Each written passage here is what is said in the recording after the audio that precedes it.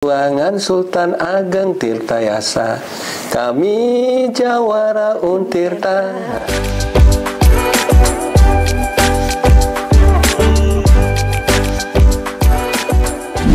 Assalamualaikum warahmatullahi wabarakatuh. Halo DMCers, selamat datang di podcast DMC spesial bersama saya Dini Fitriani. Dan hari ini kita akan membahas topik yang sangat menarik, yaitu Jawara Masa Depan. Nah, bagaimana nanti Universitas Sultan Ageng Tirtayasa terus berkontribusi dalam membangun generasi unggul untuk masa depan. Dan kita sudah kedatangan tamu istimewa, sosok yang luar biasa, tentunya sangat inspiratif, Rektor Universitas Sultan Ageng Tirtayasa, Profesor Dr. Fathah Sulaiman STMT. Assalamualaikum Prof. Waalaikumsalam. Bagaimana kabar hari ini? Alhamdulillah, siap.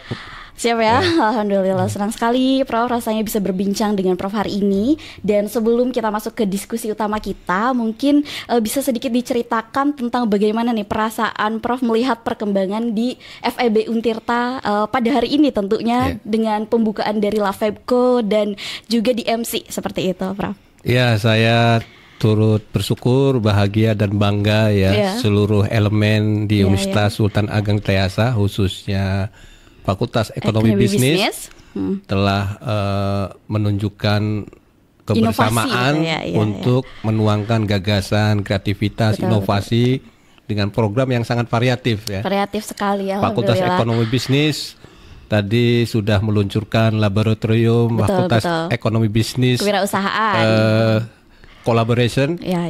Itu saya kira media yang sangat bagus untuk mendidik mahasiswa menuangkan gagasan, ide, semangat entrepreneurship. Kemudian melatih kompetensi mengelola usaha, kolaborasi. Saya kira banyak hal yang bisa didapatkan di luar ruang kelas termasuk yang DMC. Luar biasa. Luar biasa ya, saya apresiasi ini Mbak Dini dan teman-teman ini. Saya meyakini ke depan juga punya masa depan yang cerah ya. Amin, di samping semoga ya, amin ya Allah. Diberi bekal kompetensi keilmuan sebagai mahasiswa Fakultas Ekonomi Bisnis, tapi juga punya kompetensi tambahan untuk mendesain bagaimana ekonomi berbasis digital, kreativitas memanfaatkan dunia digital lewat digital media center yang digeluti bisa bermanfaat di masa depan. Semoga juga sesuai dengan tujuan dan juga visi yang ada di Untirta gitu, nilai-nilai Jawara yang ada di Untirta nih. Sebenarnya sebagai universitas yang unggul, Untirta punya visi gitu untuk penyelenggaraan pendidikan tinggi. Mungkin bisa sedikit dijelaskan Dok, Prof, bagaimana visi tersebut diterjemahkan gitu dalam kebijakan dan juga program-program yang ada di Untirta itu sendiri, Prof. Ya, tentu saya memimpin sekarang memasuki periode kedua ya. Memasuki 5 tahun pertama sudah kita lalui karena per periode kan 4 tahun. Betul. Kita sudah masuki 5 tahun dengan visi yang saya canangkan sejak awal saya memimpin, yaitu sebagai kampus yang healthy, integrated, smart dan green, yang unggul, berkarakter, berdaya saing di tingkat global. Betul. Healthy itu sehat, aman, nyaman, fisik, mental, spiritualnya. Jadi yang semua yang ada di lingkungan kampus Untirta harus sehat, aman, nyaman, fisik, mental, spiritual. Jadi bahagia. Bahagia, definisi dari bahagia. Enjoy melaksanakan pembelajaran, tugas-tugas, menikmati agenda-agenda kreativitas seperti yang ditunjukkan pada pagi hari ini ya. Itu perwujudan dari visi yang healthy. Dan saya dari awal menyampaikan untuk implementasi visi ini di seluruh unit. Ada kita bangun kebersamaan dan penguatan di value Jawara, jujur, adil, wibawa, amanah, religius, akuntabel. Itu yang dicontohkan oleh Sultan Ageng Tirtayasa dan Senawi Al-Bantani. Nanti dibaca di sejarah bagaimana sosok kreativitas inovatif dari Sultan Ageng Tirtayasa dan juga pembelajar sejati, tokoh intelektual berkelas dunia dari Senawi Al-Bantani. Saya ingin seluruh elemen akademika meneladani dua tokoh itu. Nah, itulah yang saya terus sampaikan di setiap momen. Berarti Jawara ini bukan sekadar nilai aja, tapi juga bentuk apa ya? Semoga diimplementasikan gitu ya oleh sivitas akademika. Semaksimal yang bisa kita lakukan. Makanya alhamdulillah kan setahap demi setahap di 5 tahun terakhir, Untirta ini sebagai kampus yang sudah memiliki kewibawaan akademik. Betul. Dan menjadi kampus terakhir kita ranking 22 secara webometrik Jadi dari hampir 4.000-an lebih kampus yang ada di Indonesia termasuk menyalip yang sudah senior-senior. Iya. Itulah karena saya ke depan masa depan Untirta mungkin 5 atau 8 tahun ke depan bisa selevel sama ITB, UI. Oh, amin. Dan harus bersejajar ya. Kalau bisa lebih unggul. Bisa lebih unggul. Kita sudah termasuk yang kampus berkelas dunia. Betul. Nah kalau itu kan nggak jauh juga dari sisi kolaborasi antara mahasiswa, dosen dan juga stakeholder yang ada gitu ya Pak. Nah gimana nih kebijakan dari kampus untuk memastikan bahwa mahasiswa mendapatkan pendidikan yang berkualitas gitu, terutama bagi mahasiswa yang memang kurang mampu secara finansial khususnya di Banten ini sendiri, Prof. Tentu kita juga sebagai institusi milik negara, milik masyarakat ya, karena kita disupport oleh pemerintah pusat, kita punya kewajiban untuk memberikan akses layanan pendidikan tinggi, betul. secara egaliter, tanpa diskriminasi. Jadi semua yang punya kesempatan, punya hak untuk mengakses pendidikan tinggi, maka dimungkinkan untuk mengakses Untirta. Lewat mekanisme tentu kompetisi ya, karena memang terbatas. Itu kita jalankan ya.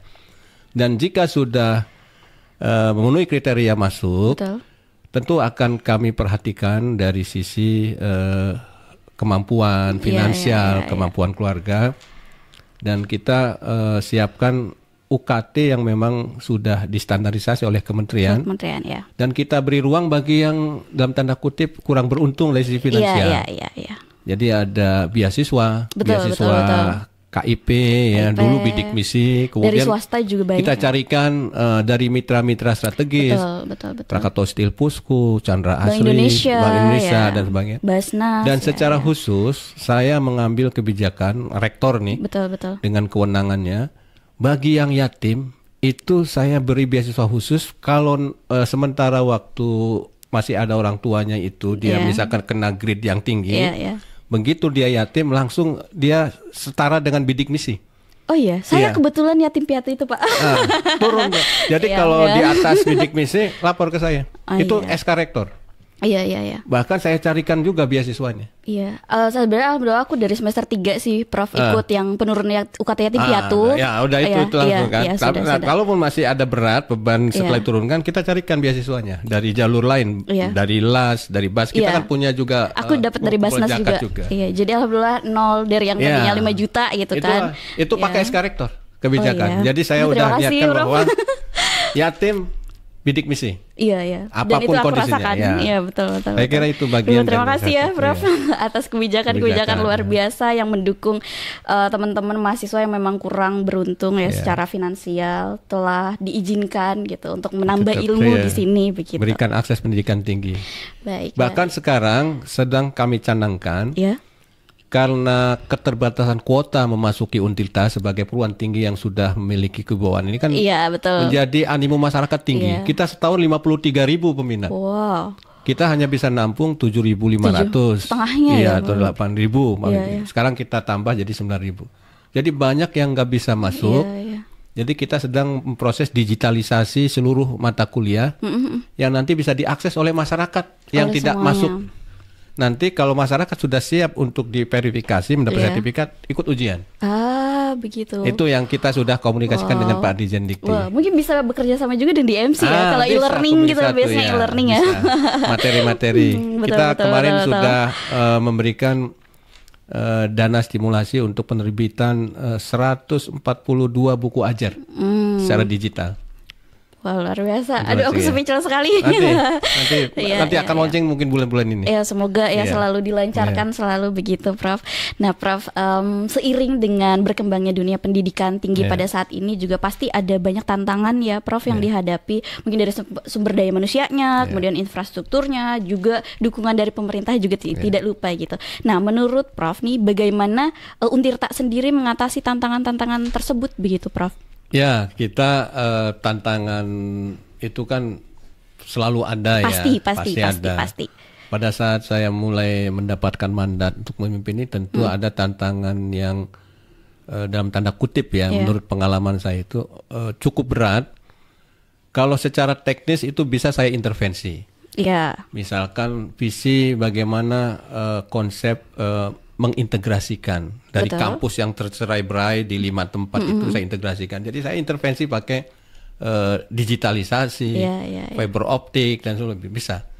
Kemudian visi green, saya intervensi bisa untuk mengolah air bekas pakai. Kita siapkan teknologi proses pengolahan air bekas pakai. Luar biasa. Kemudian energi terbarukan kita siapkan. Sudah ada solar panel untuk menghemat listrik dan sebagainya. Tata kelola sampah yang baik kita siapkan incinerator tempat sampah. Betul. Nah, yang paling berat nih budaya. Gimana, jadi budaya lama kita yang biasa nyaman dengan kondisi yang kurang teratur, kurang disiplin, memilah sampah nggak biasa, betul. menghemat listrik nggak biasa dan sebagainya gitu. Nah itu yang saya masih agak berjuang. PR-nya gitu ya, makanya selalu saya sampaikan di setiap momen, contohlah itu tokoh Sultan Antesa dan Seno Irban tadi, value-nya jawara. Bismillah. Kita secara bertahap saling mengingatkan. Nah, alhamdulillah dengan berjalannya waktu 5 tahun progres kita sudah sangat signifikan dirasakan masyarakat dan kita diapresiasi sebagai institusi yang unggul secara nasional, bahkan diakui secara internasional. Betul. Standar ISO. Jadi itulah ya, bertahap walaupun nanti yang budaya-budaya itu sambil jalan kita terus perbaiki. Iya, seiring berjalannya waktu ya, semoga masih panjang juga nih Prof. PR-nya gitu. Nah, tapi mungkin beberapa mahasiswa juga merasa bahwa fasilitas di Untirta ini masih beberapa perlu ditingkatkan ya. Misalnya mungkin peningkatan di laboratoriumnya, kemudian akses-akses lain misalnya internet, mobilisasi dan lain-lain. Nah, strategi apa Prof yang Prof lakukan itu dalam meningkatkan fasilitas yang ada di Untirta ini selain daripada yang telah disebutkan? Salah satu strategi utama di samping kita mengoptimalkan sumber daya yang ada yang kita miliki. Ini saya punya kiat bahwa kolaborasi di era sekarang adalah keniscayaan. Jadi saya bangun kolaborasi dengan berbagai mitra, termasuk menyiapkan hubungan yang baik dengan pemerintah baik daerah maupun pusat. Betul. Dengan industri dan sebagainya, sehingga ada mitra-mitra strategis yang apresiasi Untirta. Kemudian tidak perlu kita proposal penjelasan detail, mereka tahu kita punya niat baik. Betul. Mereka memfasilitasi in kind istilahnya, fasilitas riset. Anak-anak kita magang nggak selalu rumit kita. Betul. Chandra Asih menyiapkan pilot plan untuk riset mengubah sampah plastik menjadi fuel plus istilahnya. Fakultas apa ya? Perta ya berarti? Kemarin teknik memang teknik sama teknik. Ekonomi juga karena ada namanya itu ekonomi sirkular. Jadi dari produksi plastik dipakai masyarakat, plastik dikembalikan lagi menjadi bahan baku yang berguna. Itu kita dapat pendanaan dan termasuk hubungan baik dengan pemerintah. Kita mengkomunikasikan untuk meningkatkan fasilitas. Laboratorium terpadu kita itu laboratorium tercanggih, Pak. Digitalisasi nanti besok akan saya resmikan. Besok apa peresmian fasilitas laboratorium terpadu. Wah, ada yang bisa diakses oleh seluruh fakultas. Di situ menurut saya tercanggih dari Indonesia. Jarang ada yang punya. Berbasis digital dan sebagainya. Dan beberapa juga ini fasilitas seperti ini kan kita terus tingkatkan. Dulu nggak ada ini. Kita nggak punya podcast. Sekarang podcast kita hampir di setiap fakultas kita siapkan. Pak Verta ya kemarin yang lagi itu. Kemudian FISIP udah Fakultas apalagi. Hukum tadi kami berbagi mulai. Kemudian di universitas sendiri. Laboratorium kita kembangkan. Nah, itulah secara bertahap bagian dari komitmen untuk implementasi dari visi misi. Mudah-mudahan pelanjut saya juga tetap konsisten gitu ya. Amin. Sejalan gitu ya, satu visi. Karena saya kan dibatasi waktu ya. 3 tahun lagi selesai ya. Betul. Oke, baik. Selain juga fasilitas mungkin Prof yang perlu ditingkatkan. Nah, mahasiswanya juga udah pasti perlu ditingkatkan juga gitu kan. Nah, kalau dari sisi dosennya untuk meningkatkan kualitas dosen nih agar lebih kompetitif gitu di tingkat nasional maupun internasional itu kiat-kiatnya seperti apa, Prof? Dosen tentu itu bagian dari juga semacam elemen penting ya dalam perjalanan perguruan tinggi. Jadi dosen-dosen kita fasilitasi untuk juga mengakses untuk sekolah lanjut. S2, S3, mendorong. Difasilitasi? Kita fasilitasi. Wah. Ya, jadi berbagai perguruan tinggi mitra. Kita punya mitra perguruan tinggi dalam dan luar negeri. Iya. Basis dengan MOI yang sudah kita tanda tangani bersama. Berkelas dunia. Dan itu bisa diakses oleh dosen-dosen kita. Banyak dosen kita yang sudah mengakses di Amerika. Iya, FEB itu kemarin di Malaysia, Thailand, di Eropa, Jepang. Betul. Hampir semua. Di 5 benua sudah kita ada wakilnya. Jadi itu bisa diakses ya lewat mekanisme yang kemudian itu kemudian pelatihan-pelatihan baik internal maupun eksternal. Kita punya lembaga sertifikasi profesi internal yang disertifikasi oleh Badan Nasional Sertifikasi Profesi. Bisa. Itu sudah ada. Termasuk yang kegiatan mendesain komunikasi audiovisual dan sebagainya. Kompetensi tambahan lain. Kemudian secara internal kita juga berikan stimulasi untuk riset hibah internal. Jadi di luaran kita, di internal kita ini banyak potensi objek-objek riset. Betul. Saya pesan kemarin Green Smart Campus jadi objek riset, jadi topik utama untuk dosen. Kita fasilitasi. Misalnya pengelolaan sampah, betul. Efisiensi energi dan sebagainya itu kita lakukan. Kemudian juga membantu dalam pembinaan masyarakat sekitar kampus. Pemberdayaan masyarakat. Ada desa literasi, desa mandiri energi dan sebagainya. Kita libatkan dosen, kita stimulasi. Jadi banyak hal yang dosen yang bisa itu ya. Kalau dosen yang punya passion tulus sebagai pendidik, insya Allah ini tempat yang tepat untuk betul setuju. Mengupgrade diri dan untuk bermanfaat buat banyak orang begitu ya. Kecuali mungkin ada 1, 2, 3 oknum dosen yang passionnya nggak dosen gitu ya. Iya. Itu ada 1, 2, 3 itu saya bina keras, Pak. Saya peringatkan keras. Punishment-nya juga kita lakukan keras. Tapi yang punya prestasi kita apresiasi. Ada remunerasi, ada stimulasi riset dan sebagainya. Tapi yang ada oknum buat percontohan, buat shock terapi, saya punishment keras. Ada 1, 2 dosen ya. Itu termasuk untuk mahasiswa. Mahasiswa juga. Mahasiswa juga kita fasilitasi, kita libatkan. Ya saya bilang ke mahasiswa, kita ini harus membangun kolaborasi yang kuat dengan berbagai stakeholder. Khususnya juga mitra pemerintah baik daerah maupun pusat. Maka kalau ada mau menuangkan ide gagasan sebagai dunia akademis yang hidup di dunia akademis, tuangkan dalam argumentasi yang baik. Jadi kita sudah nggak zamannya lagi misalkan lempar-lempar batu, bakar-bakar ban berlebihan ya. Saya bilang gitu, saya bilang kemarin yang pelantikan presiden, kita harus main cantik, karena kita masih butuh mitra strategis dari berbagai elemen. Itu saya kira itu juga mahasiswa kita bina. Dan untuk mengkritisi juga tidak hanya untuk itu ya, bakar-bakar itu, tapi dari tulisan-tulisan, dari podcast yang dikemas dengan santun, saya kira itu bisa. Iya. Nah inilah sosok profesor kita gitu ya, terlihat sangat sabar tapi tegas juga gitu rupanya ya dengan mahasiswa maupun dosennya. Ini saya satu-satunya dosen dari seluruh Indonesia yang pernah memberhentikan Presma. Oh yang kalau udah di luar konteks luar jalur setelah itu tahun 2022 tidak salah saya berhentikan. Heboh soalnya. Heboh banget ya. Sampai ke PT UN 5 kali sidang, alhamdulillah saya dimenangkan dengan tuan itu. Jadi karena saya bilang on the track aja. Kita lakukan pembinaan secara tegas. Luar biasa. Karena kita mengamankan kepentingan institusi yang lebih besar. Betul. Gitu. Aduh, udah capek-capek membangun ini ya. Tiba-tiba kita viral gara-gara hal-hal yang begitulah. Oke, tadi kan kita sudah berbicara tentang keuntirtaan ya. Terus kita sekarang agak melebar ke lebih luas lagi di Indonesia kita lagi. Nah, Indonesia kan saat ini nih Prof sedang menargetkan visi Indonesia Emas 2045 begitu ya. Nah, di mana pasti generasi muda sebagai kunci utamanya begitu. Nah, bagaimana nih strategi Untirta dalam mendukung visi besar ini gitu untuk Indonesia?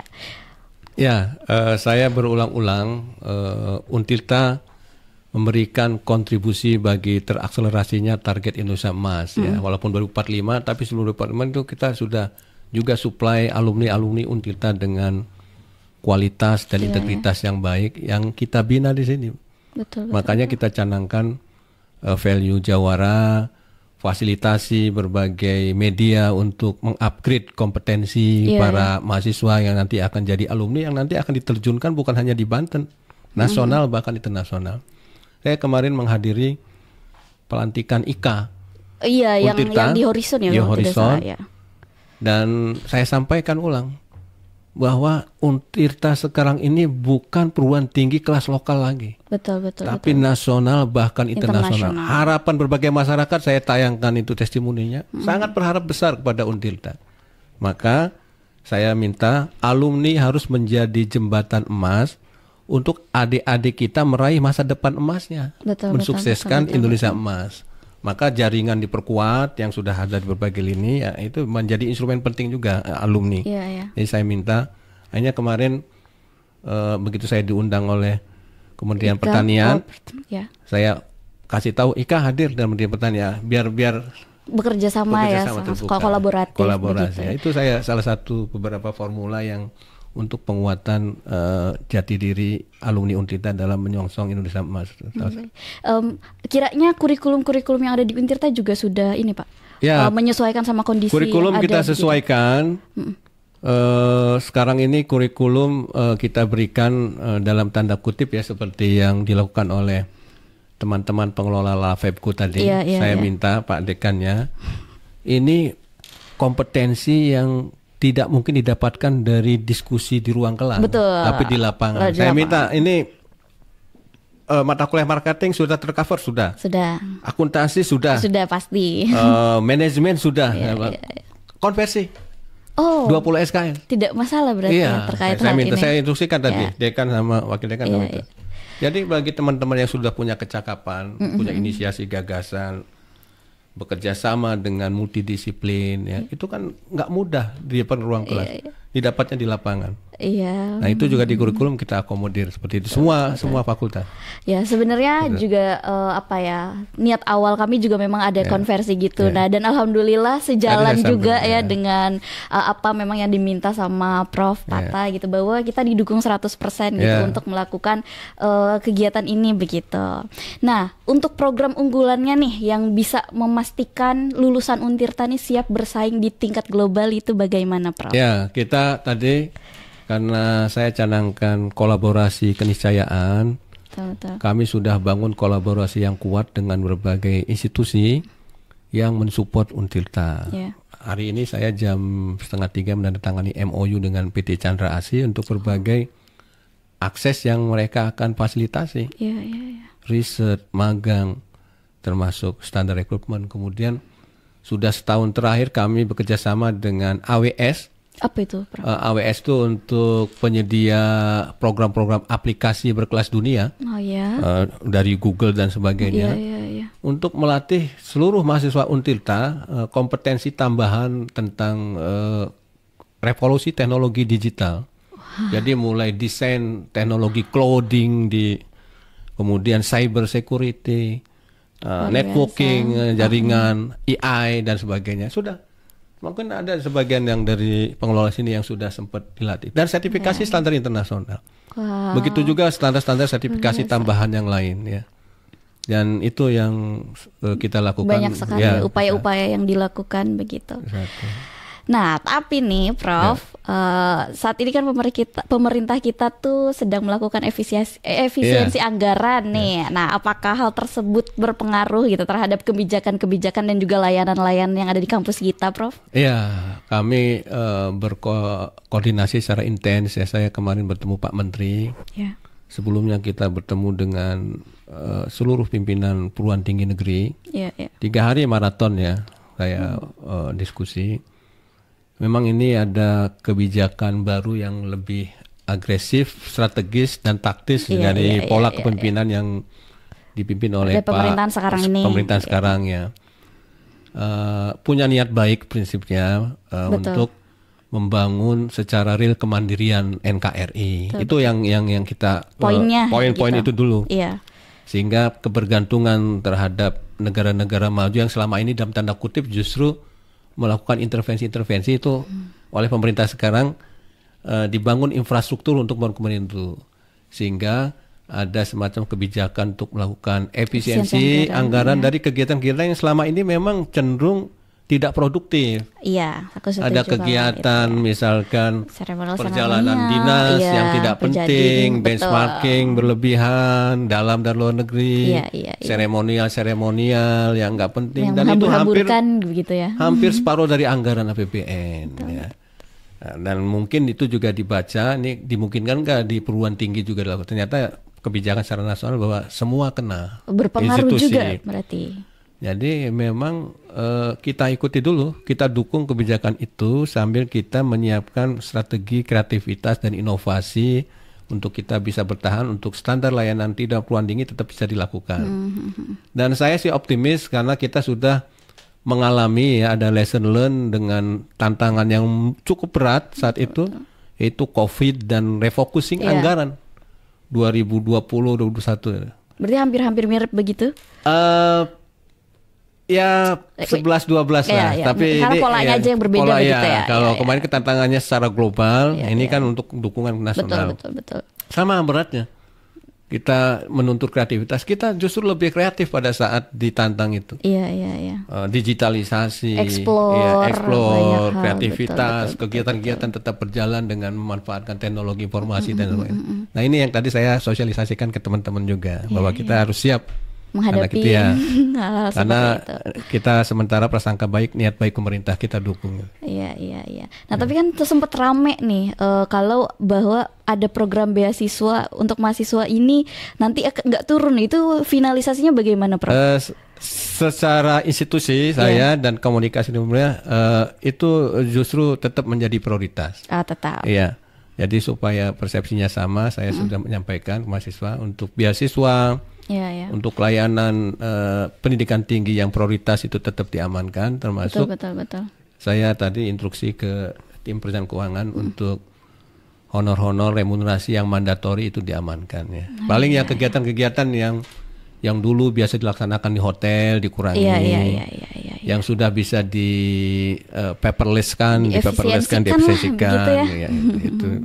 Saya kira itu kita ikutilah kebijakan itu. Berarti masih banyak cara gitu untuk menjaga kualitas pendidikan meskipun dengan adanya keterbatasan anggaran. Dan kita punya proyeksi dari visi pemerintah sekarang akan justru merecovery yang lebih berkualitas. Mungkin 1 tahun 2 tahun adaptasi sesuai dengan kebijakan yang baru. Tapi nanti akan kembali ke normal dan kita akan akselerasi. Gitu. Wah, luar biasa sekali diskusi kita hari ini. Alhamdulillah banyak wawasan menarik tentang tadi bagaimana Untirta terus berkontribusi dalam membangun masa depan Indonesia. Nah sebelum kita akhirin nih Prof, mungkin ada pesan khusus untuk mahasiswa tentunya dan juga untuk generasi muda di Indonesia pada saat ini begitu. Ya, saya pesankan secara khusus untuk mahasiswa Untirta. Jadilah jawara-jawara yang siap beradaptasi dengan tantangan zaman ya. Seperti yang dicontohkan oleh Sultan Ageng Tirtayasa dan Syekh Nawawi Al-Bantani. Nanti pesan dalam bentuk lagunya sudah ada, kami buat lagu judulnya Jawara Untirta. Silakan diakses di YouTube ya. Boleh kali Prof ya. Jawara Untirta. Yang mana, Pak? Kami Jawara Untirta, warisi merah darah keberanian perjuangan Sultan Ageng Tirtayasa.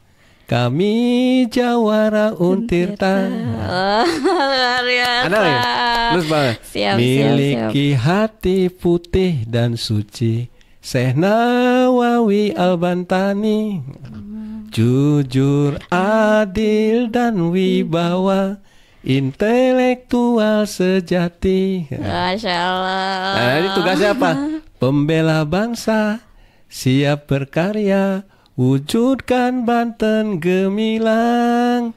Indonesia maju, Indonesia cemerlang, pusat peradaban dunia. Masya Allah. Itu pesan buat Mas Untirta. Pesannya lewat lagu, luar biasa sekali ya rektor kita. Baik, terima kasih banyak Prof atas waktunya, ilmu yang dibagikan. Semoga Untirta bisa terus maju dan juga menjadi universitas yang terus membanggakan Indonesia ya, terus membanggakan Banten. Dari semua. Baik, dan untuk DM Cheers Sobat dan juga Sobat Jawara, terima kasih juga sudah menonton dan juga mendengarkan podcast kita pada hari ini. Jangan lupa untuk like, komen, dan subscribe agar tidak ketinggalan podcast inspiratif lainnya. Saya Dini Fitriani, sampai jumpa di episode berikutnya. Wassalamualaikum warahmatullahi wabarakatuh. Waalaikumsalam. Ya, terima kasih. Dita Jawara. Dita Jawara.